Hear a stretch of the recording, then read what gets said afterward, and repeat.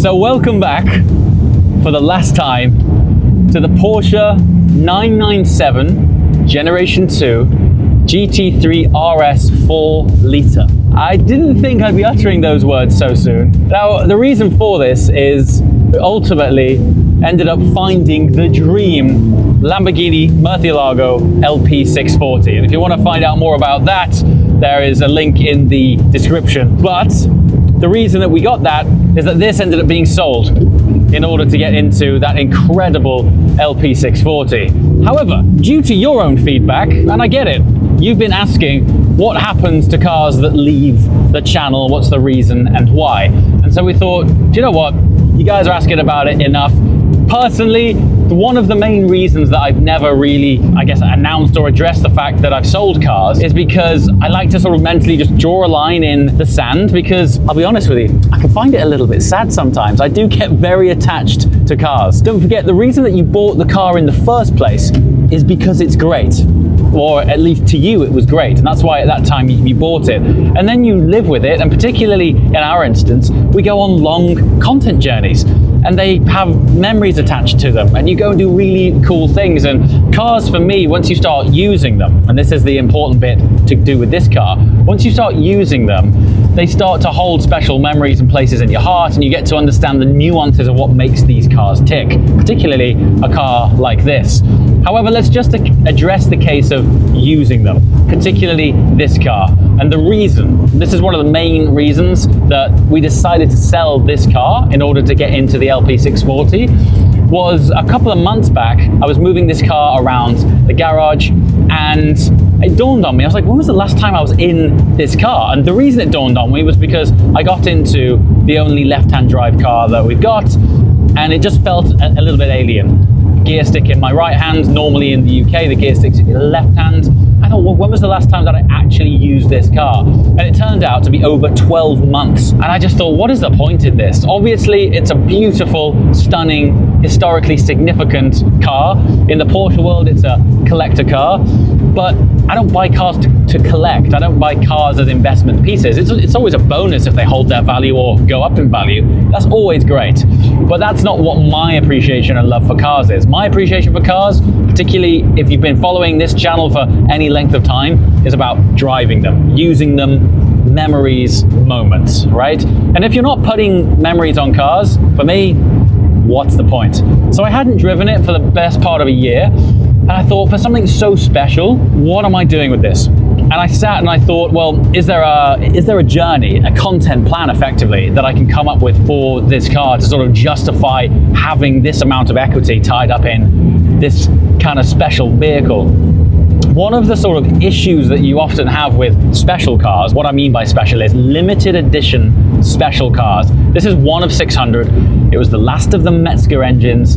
It was the last of the generation engine placement where the engine was located behind the rear axle, which defined that unique previous generation 911 physics. So it's a special car. It's a final edition. And it actually started out almost as a sort of skunkworks project amongst GT department at Porsche, because the 3.8 RS was so wildly successful and well received, and they knew that the Metzger engine was coming to an end.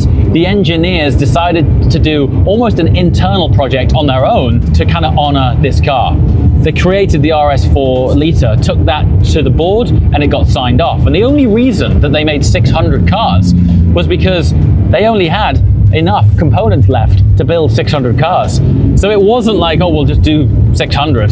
That was the amount that they could reasonably make with the resources that they had left of the 997 generation. So it really is a special car. And yet, here we are, barely used. And I felt bad. It's very expensive. And all of a sudden, the idea of getting into a manual Murcielago off the back of the journey that Damon very kindly gave me the keys to a few months back, it just got under my skin so hard.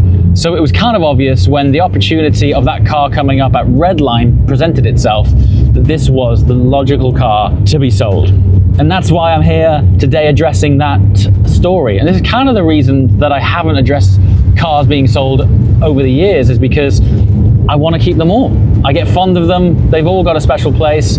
except this one probably doesn't have as many special memories on it as it should have done. And that for me was the main trigger. It's like, okay, I've ticked the box of owning one of my dream cars. When I owned it, I never thought I'd sell it, but circumstances and times change, and then you experience cars that you never thought were on the list, like a manual MrJWW, and the next thing you know, there's victims. So this is why this car is going. Now, one of the other things, it's a left-hand drive car. Now, I know for a good percentage of the world, that's only a good thing. However, we do live in the UK. We drive on the left-hand side of the road, but we drive right-hand drive cars, right?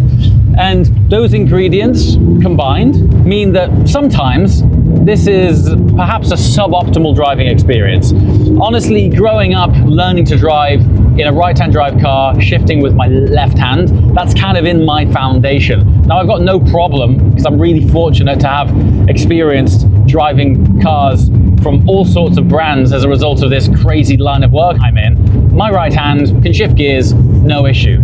But it's not as natural. Shifting gears with my left hand, that's just how I was raised, how I grew up, how I learned to drive. I passed my driving test in a right-hand drive car, changing gears with my left hand. And sometimes there's just a sort of undertone of disconnection with what is intrinsically in me from a manual driving experience.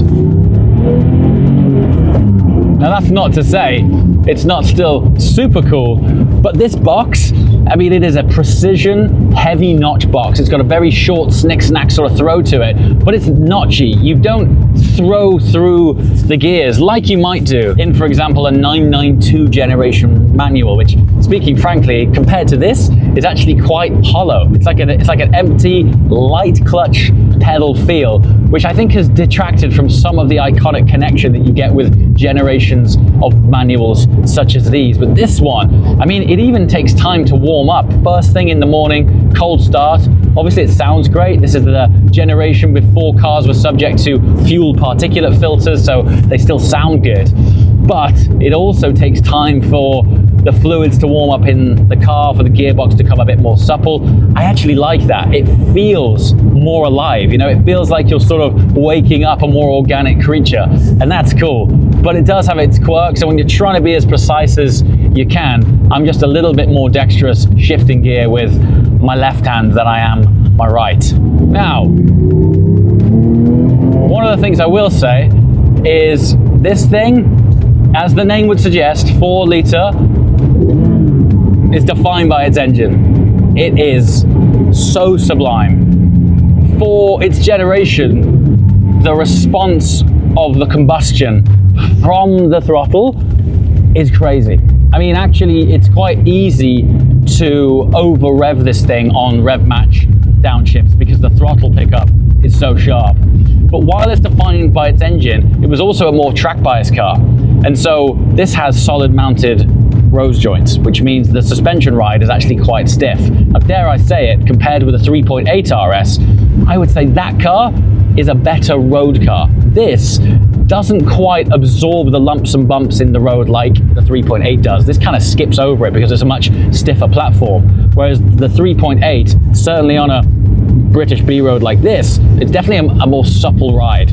But when you're on the continent in this, where the road quality is frankly much better than ours over here, this thing comes alive. It's so cool. Now, one of the things I was planning on doing with this car, with it being a left-hand drive car, is doing more road trips in it. But just the way that life worked out, it didn't plan out that way. And I just never really ended up doing any substantial European road trips in it. Spent time up in the Scottish Highlands, and that was awesome. But even then, those rose joints and that more performance-orientated suspension really shone its head on roads which weren't perhaps as optimal as this thing was designed for. One of the great things about this car is actually its size. For our roads, case in point, they're tight, twisty. The way you can place it on the road is beautiful. That's one thing I probably will miss being in the LP640, which I'd probably avoid roads like this actually. I mean, that's a wide car. Now, I know there's going to be purists in the comments section, myself included. I've been backwards and forwards on this one. Should it stay? Should it go? Is it the right car? Do I find a way to keep it? Do I sell a different car? But it all came down to use. It all came down to, while I say I absolutely love this thing, really, I haven't driven it for over a year. So if it really had me at the heartstrings as much as I thought it did, then I'd have driven it a lot more. Fact is, I actually haven't. Now, the real nail in the coffin for the decision behind this was actually experiencing Damon's car, the Murcielago 6.2 litre V12, back during Car Week. That was the initial factor that led me on to the journey pretty much immediately of wanting to get into a Murcielago. But the deciding factor between this being the car was, as phenomenal as it is, this has never set me alight and made me feel the same way, anything remotely, that Damon's Murcielago did. And I thought, that is everything. What car would I rather pursue? The experience that I had during Car Week, or keep this iconic car, which I've already enjoyed and owned for the best part of 4 years? That was it. And I want to chase that feeling. I want to go on the journey as well of building that car into a manual. And then I think that is going to take me all over the place. And I've got a funny feeling, different parts of the world, just trying to execute on that dream. This is it, the final drive. I'm really hoping it goes to a good home. It's for sale at Redline. Those guys have been awesome with the Murcielago, and they've supported on the M3 Touring and the GTC4 Lusso. So if you want a RS 4 litre, now's your chance.